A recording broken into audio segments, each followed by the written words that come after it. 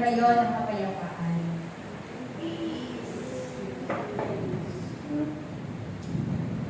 Ako ito, ang Espiritu Santo, na matagal mo ng pagdahil sa inyong mga buhay. O kaya, ako rin ang siyang gabay ninyo sa araw-araw. Kayo ay narito upang magpuri at magpasalamat sa Diyos.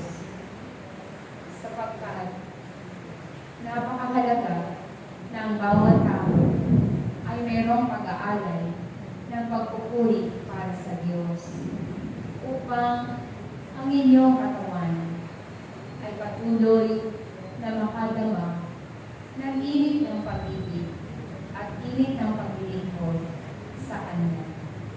Ako, ang Espiritu Santo, na siyang magbabahagi sa inyo ng mga katotohanan mula sa Diyos, sapagkat noong pa ako'y kasama na ng Diyos.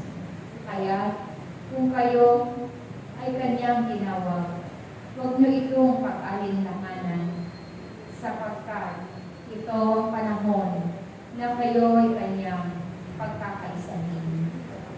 Kayo ay mahalaga sa Diyos, at ang bawat kaloob niya ay mahalaga. Kung kaya ang mga ito ay ibinabahagi niya sa inyo upang nang sa ganon, ang Diyos ay patuloy na magpali.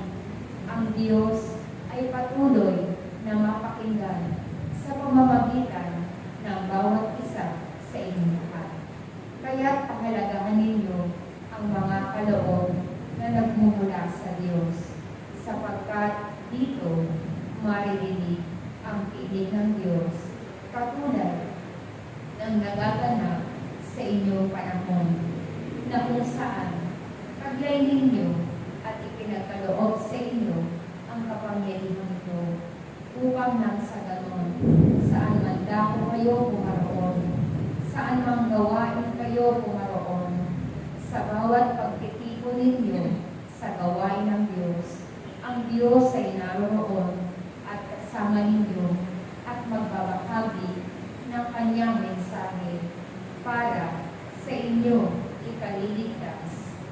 At ang Diyos ay siyang magbibigay ng mga biyaya sa inyong buhay. Kaya kayong lahat na narito ay pinagpala ng Diyos.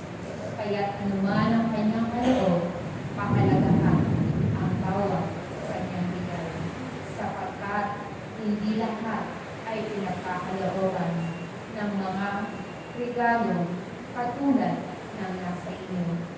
Kaya nawa sa panahon